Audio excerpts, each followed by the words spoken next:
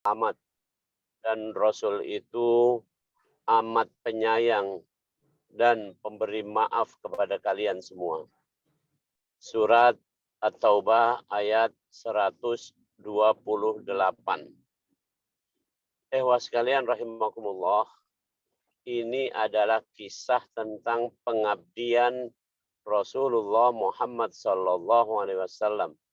Beliau mengabdi itu kurang lebih 23 tahun bersama para sahabat umatnya yang kita rasakan sampai beribu-ribu tahun ini, sampai insya Allah nanti hari kiamat, tentang hasil dari jerih payah pengabdian beliau itu.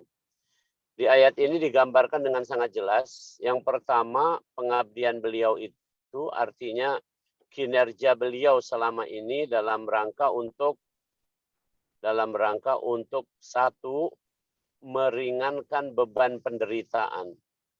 Jadi kehidupan kita ini adalah kehidupan yang tidak lepas dari berbagai masalah. Masalah pribadi, masalah keluarga, masalah dengan masyarakat dan sebagainya. Nah, ini semua menimbulkan katakanlah penderitaan, kesengsaraan, kesusahan dan sebagainya. Maka Rasulullah Muhammad SAW itu diutus dalam rangka semua penderitaan ini tadi meringan atau lebih ringan. Rasul merasakan penderitaan ini sehingga Rasul menginginkan kita semua lepas dari penderitaan ini. Kalaupun tak bisa lepas, maka Rasulullah SAW itu meringankan ini. Suatu saat ketika putri beliau sendiri Fatimah waktu itu tangannya bengkak-bengkak, dan setiap hari Fatimah harus menumbuk gandum sendiri sambil menggendong anak kembarnya Hasan dan Husain. Bisa dibayangkan beratnya, sampai suatu saat pernah Bilal lewat itu, kemudian Bilal mengatakan, bolehkah aku bantu? Mana yang harus aku bantu? Apakah menumbuk gandum atau menggendong dua anak ini tadi? Kira-kira begitu. Saking beratnya. Itu anak seorang Rasul, anak katakanlah pemimpin umat manusia, tapi pun masih merasakan penderitaan secara fisik seperti itu. Maka kemudian Fatimah mengadu kepada Rasulullah, bahwasanya beliau meminta untuk Fatimah meminta untuk diberi pembantu.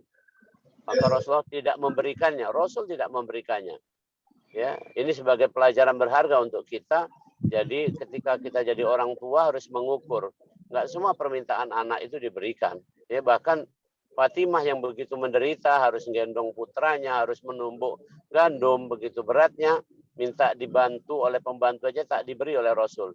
Tapi Rasul kemudian memberikan suatu jampian, suatu wirid, suatu zikir yang bisa meringankan itu semua.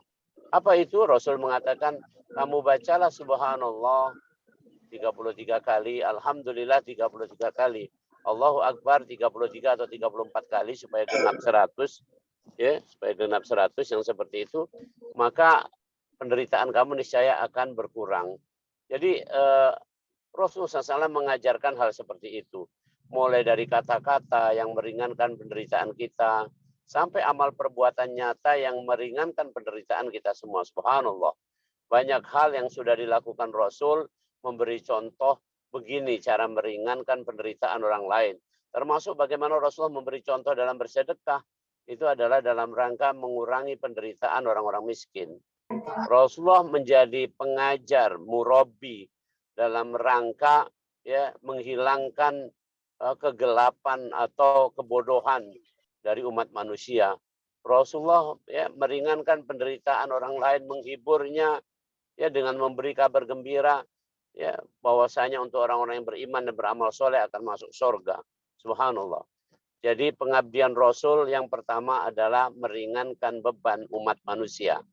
Yang kedua, pengabdian Rasul ada dalam rangka menginginkan Rasulullah menginginkan semua umat ini, umat manusia ini beriman dan selamat.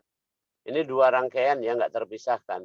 Orang yang beriman berarti akan selamat di dunia akhirat. Jadi orang yang tidak beriman mungkin saja selamat di dunia, tapi tidak selamat di akhirat. Maka Rasul menginginkan beriman dan selamat. Ini menunjukkan bahwa yang diinginkan Rasul adalah keselamatan dunia akhirat. Nah, karena itu Rasulullah betul-betul berdakwah dengan berbagai cara agar orang bisa mengakses, agar orang bisa ya mendatangi tempat-tempat di mana hidayah itu akan tumbuh, yaitu di majelis-majelis ilmu, majelis taklim, ya, majelis-majelis dakwah, pertemuan-pertemuan yang penuh kebaikan, ya, dan sebagainya. Bahkan sampai peperangan pun dijadikan Rasul sebagai sarana berdakwah. Ya, termasuk yang pada penghujungnya ketika di Madinah, Rasul berdiplomasi sebagai kepala katakanlah kepala pemerintahan di Madinah.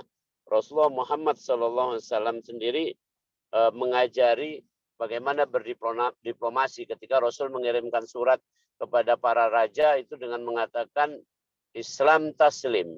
Kalau kamu masuk Islam, kamu akan selamat. Subhanallah. Jadi, sekalian, Rasulullah itu yang kedua, pengabdiannya adalah tak henti ingin semua orang beriman dan selamat. Hanya saja catatannya bahwa beriman itu bukan kehendaknya Rasul. Beriman itu bukan haknya Rasul. Beriman itu bukan kewenangannya Rasul.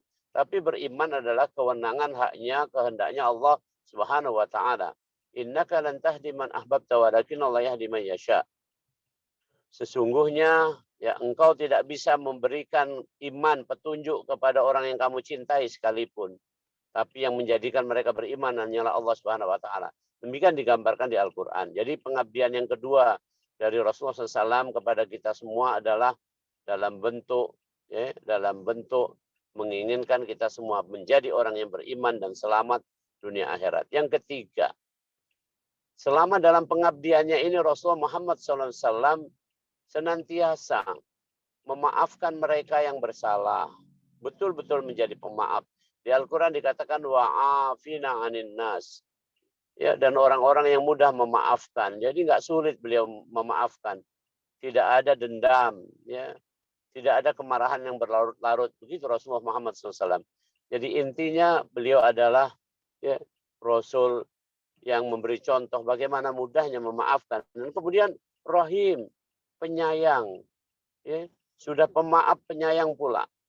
Nah, seperti inilah keseharian Rasul. Inilah yang diberikan oleh Rasulullah Muhammad SAW. Maka kita terharu sampai hari ini, sampai kapanpun insya Allah dalam kehidupan kita. Nanti diteruskan oleh anak cucu kita. Insya Allah sampai keturunan kita berikutnya sampai hari kiamat. Mereka akan mengenang Rasulullah Muhammad SAW. Karena itu tak banyak Allah meminta kepada kita. Cuma 2 hal saja. Kalau diurutkan mungkin anggaplah 3 hal. 1, ya, dari pengabdian Rasulullah Muhammad SAW ini,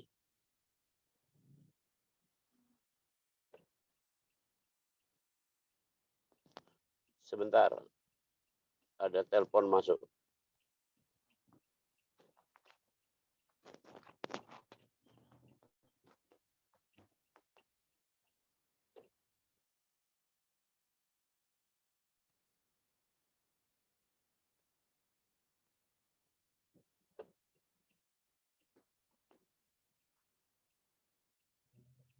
Oke.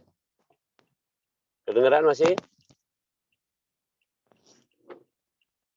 Kedengeran Ustaz. Kedengeran Ustaz. Oke, baik. Kita lanjutkan ya. Oke. Jadi dengan pengabdian Rasulullah atau jasa-jasa Rasulullah kepada umat manusia itu, apa yang harus kita lakukan untuk membalasnya? Tentu tak akan bisa terbalas. Ya, bahkan itu, kalaupun kita membalas, tetap kembali lagi kepada kita. Apa itu? Ada 3 hal. Nomor 1, Rabbana amanna bima anzalta wa taba'na rasulah. Yaitu kita beriman kepada beliau. Dan beriman kepada apa yang beliau bawa, yaitu Al-Islam. Dengan panduannya Al-Quran. Jadi yang pertama, kita beriman kepada Rasulullah Muhammad SAW dan apa yang dibawanya. Itu saja. Dan kembali lagi, bahwa beriman adalah keuntungan kita sesungguhnya. Bukan keuntungan Rasulullah. Bukan keuntungan orang lain. Bukan keuntungan Allah. Tapi keuntungan kepada kita. Jadi apa yang harus kita lakukan? Sebaliknya dari pengabdian Rasul, kita juga harus ada pengabdian. Apa pengabdiannya? Beriman kepada Rasulullah Muhammad SAW dan apa yang dibawanya. Itu 1.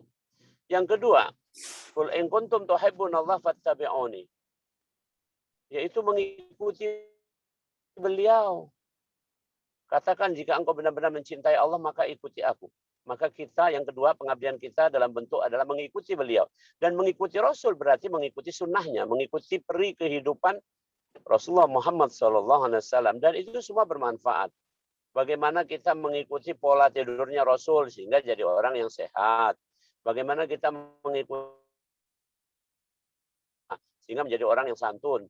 Bagaimana kita mengikuti pola kinerjanya bisnisnya Rasulullah sehingga menjadi orang pebisnis yang handal ya, dan memiliki kekayaan yang luar biasa. Begitu. Jadi pada dasarnya kita yang kedua adalah mengikuti Rasul pun kembali keuntungan ada pada kita. Nah, yang ketiga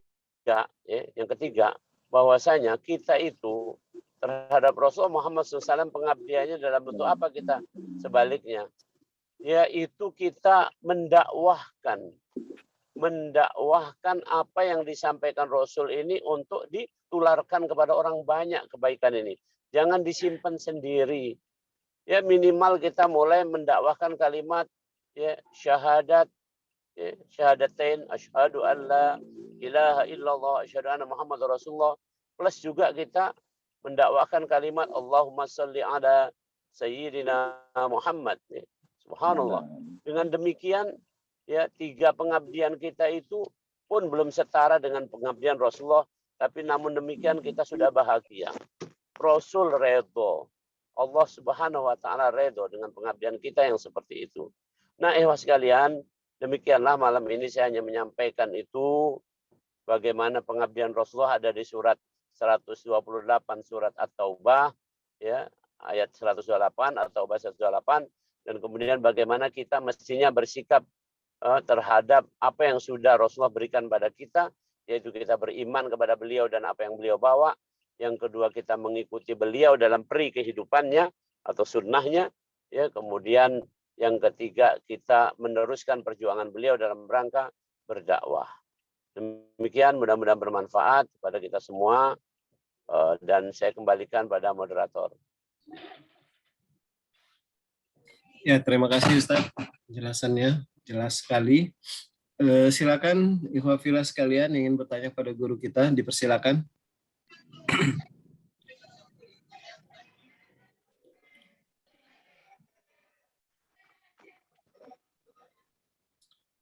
Kalau tidak ada, izin bertanya Ustaz. Silakan. Ini ke pribadi Ana sendiri Ustaz. Dan Ana sendiri yang mengalaminya naik turunnya iman ini Ustaz. Kadang-kadang kita lagi semangat begitu untuk dalam beribadah. Tapi ada kalanya juga pada saat ini turun semangat ibadahnya Ustaz. Termasuk kita suka blank juga nanti pada ada kondisi tertentu sholat kita jadi blank itu Ustaz. Nah ini sempat melakukan, apalagi di bulan Maulid ini memperbanyak selawat sama istighfar. Tapi kadang-kadang serangan itu tetap ada Ustaz. Gimana biar tetap terjaga keistiqomahannya Ustaz? Itu aja Ustaz. Oke, baik. Orang-orang yang istiqomah itu disebutkan di Al-Quran adalah orang-orang yang tidak mencampurkan amalannya dengan sesuatu yang disebut di Al-Quran itu sebagai syirik. Ulangi ya. Orang yang istiqomah singkat cerita adalah orang yang tidak berbuat syirik. Itu saja. Orang istiqomah, orang yang tidak berbuat syirik. Jadi bukan berarti orang yang istiqomah itu adalah orang yang senantiasa ngejreng, ibadahnya tinggi terus, ya, kinerjanya bagus terus, ya, kemudian suasana hidupnya bahagia terus. Bukan begitu, tolong camkan. Tapi orang yang istiqomah adalah syaratnya atau cirinya, ini disebutkan oleh Sayyidina Abu Bakar Siddiq ketika menafsirkan ayat tentang istiqomah. Innalladzina amanu tsumma istaqamu. Ya. Jadi orang-orang yang beriman dan istiqomah itu adalah orang-orang yang tidak syirik. Perhatikan, jadi sangat ringan sebenarnya pengertiannya. Namun prakteknya ini memang perlu kita sadari.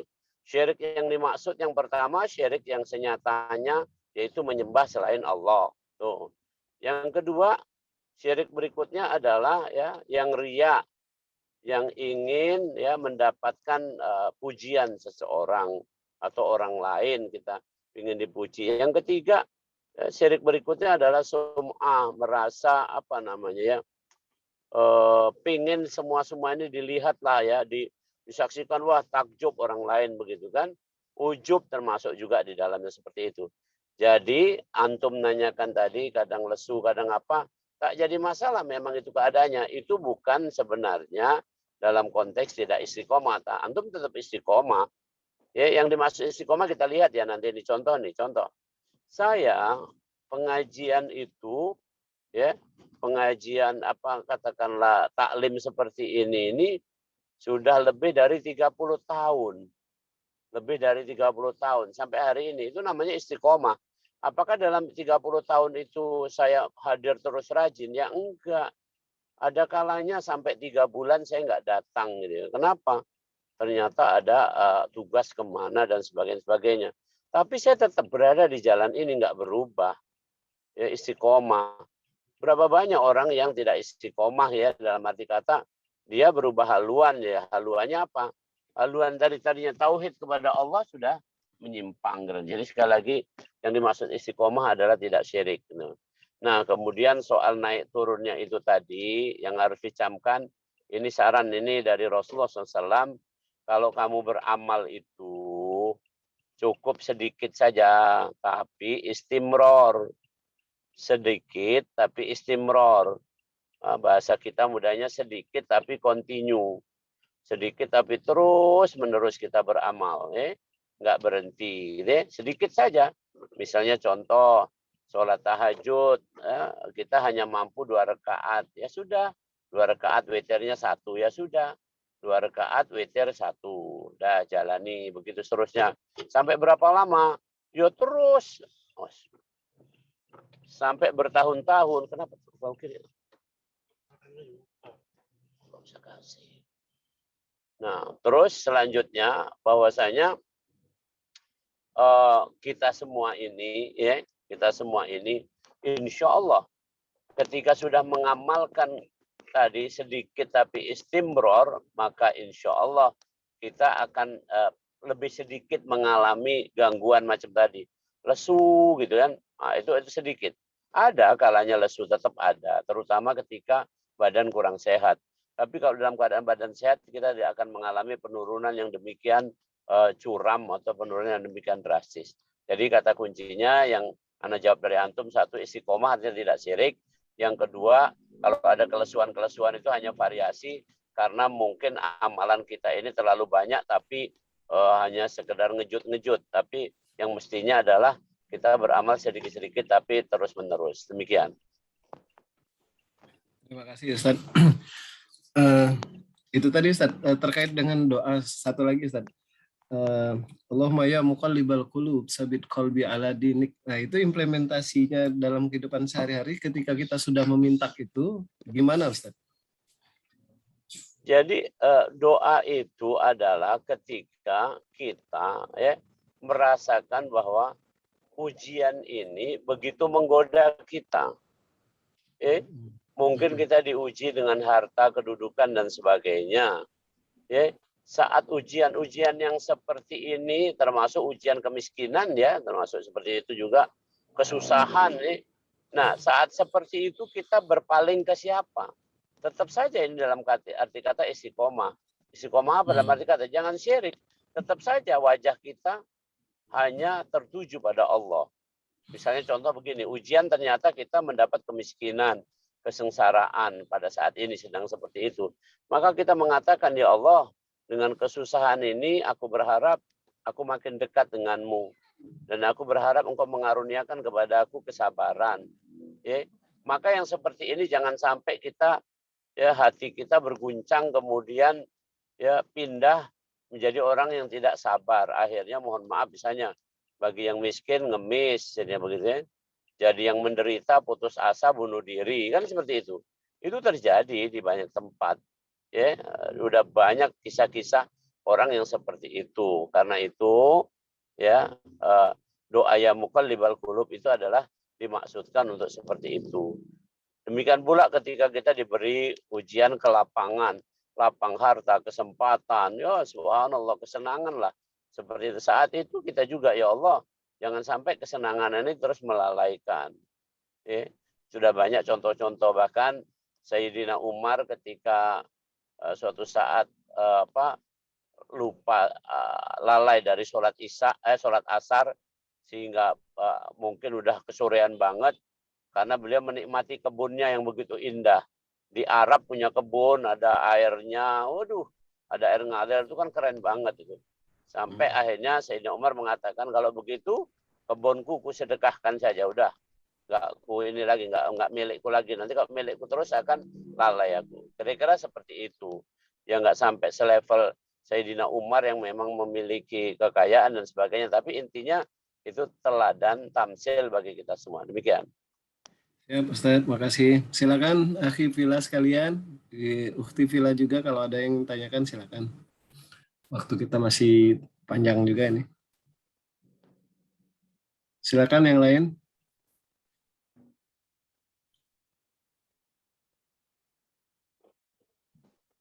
Akhi itu bagus mungkin. Silakan.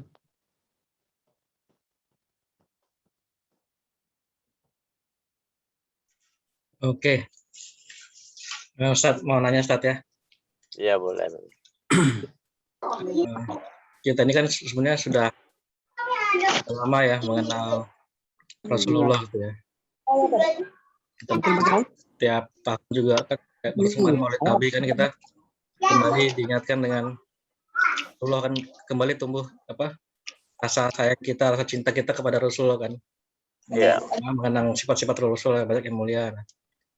Kita tuh dari udah lama kita sudah sadar nih, kita sebenarnya pengen sih jadi pengikut Rasulullah yang setia ya, yang banyak mengamalkan sunnah-sunnahnya, benar-benar kita meneladani Rasulullah gitu ya.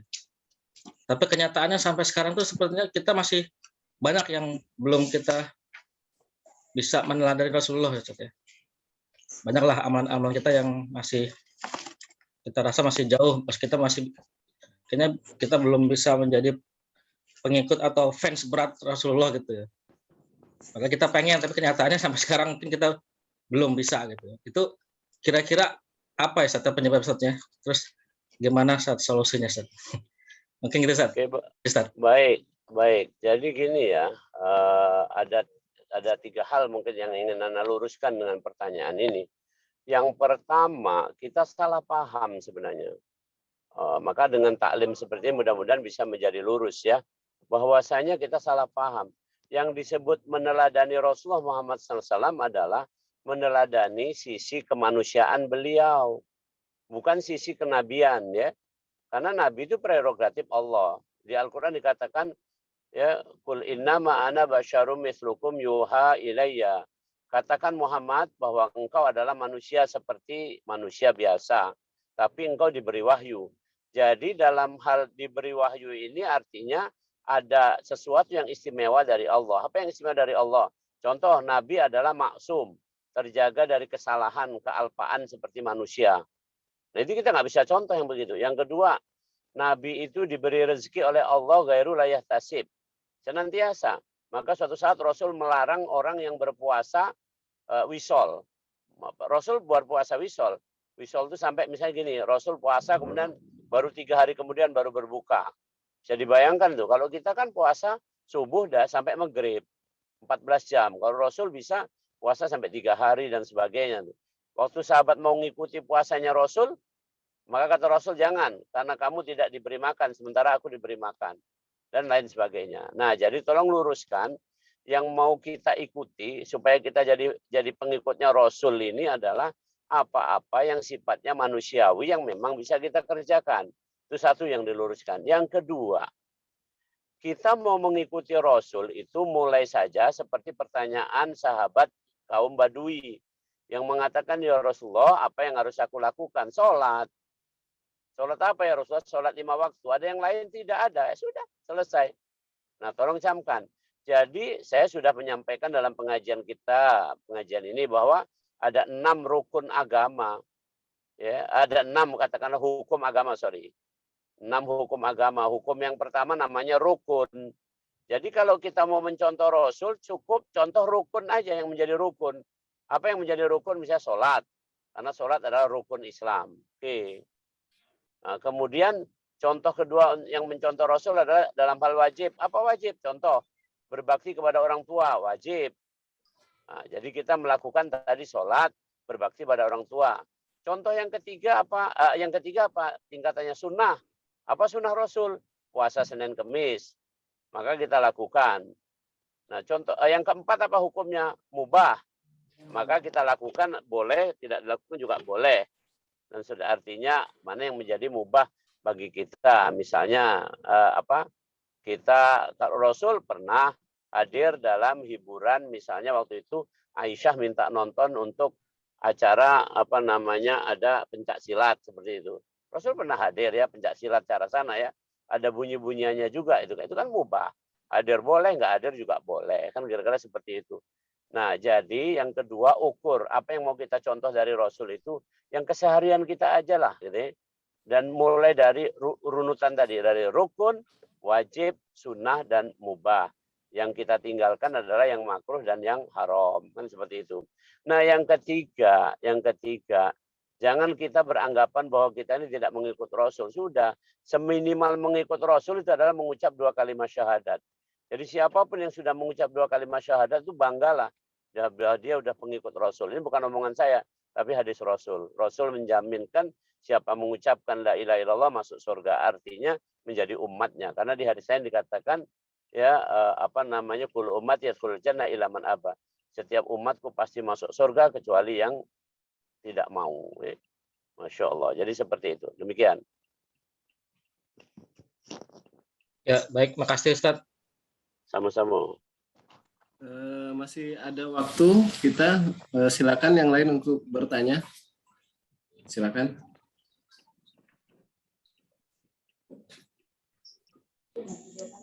Boleh bertanya, Pak Ustadz? Boleh, silakan. Waalaikumsalam warahmatullahi wabarakatuh. Ini Pak Ustadz yang mau saya tanyakan, apabila kita melaksanakan sholat Jumat itu pada suatu tempat daerah minimal 40 orang. Jika seandainya tidak tercukupi 40 orang, maka tidak diwajibkan untuk melaksanakan sholat Jumat.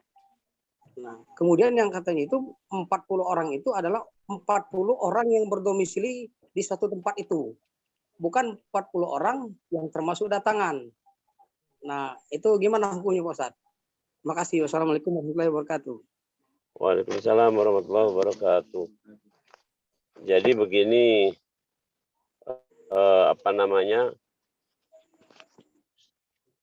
dalam hal Jumatan ini termasuk dalam hal fikih. Fikih dalam Islam itu, ilmu fikih dalam Islam itu ada dua.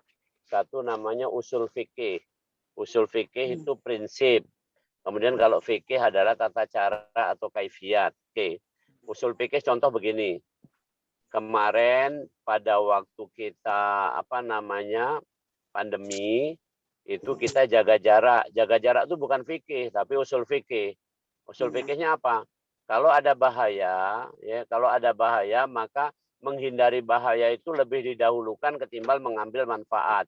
Sholat berjamaah rapat itu adalah manfaat. Tapi rapat itu adalah bahaya ketika ada pandemi. Maka kemarin usul fikihnya adalah sholatnya berjarak. Nah, sama pertanyaan Pak Haji tadi bahwasanya orang Jumatan segala macam itu lihat dulu dong kondisinya. Berlaku fikih atau berlaku usul fikih. Nah, misalnya contoh, kalau berlaku fikih adalah ketika orang yang mukim di situ memang banyak, penduduknya banyak. Tadi misalnya antum sebutkan 40 orang lebih dan sebagainya yang mukim di situ itu berlaku fikih. Tapi kalau ketika tidak ada seperti itu, saya pernah tugas di Lebak Lebung, Oki. Itu jumlah orangnya cuma 16 kakak. Nggak mungkin ada 40 orang, nggak mungkin 16 kakak. Dan itu disitulah. Dan nggak mungkin pula mereka Jumatan keluar. Karena untuk jalan dari tengah Lebak Lebung itu waktu itu saya aja itu sekitar 2 jam. Nggak mungkin mereka bolak-balik hanya untuk Jumatan ke darat sana 2 jam. Nah, maka di situ dia mendirikan, ya namanya kalau di kita musola. Kalau di Arab tetap namanya masjid. Kira seperti itu. Nah jadi ketika syarat di Lebak Lebung itu pun saya khotbah waktu itu. Kenapa?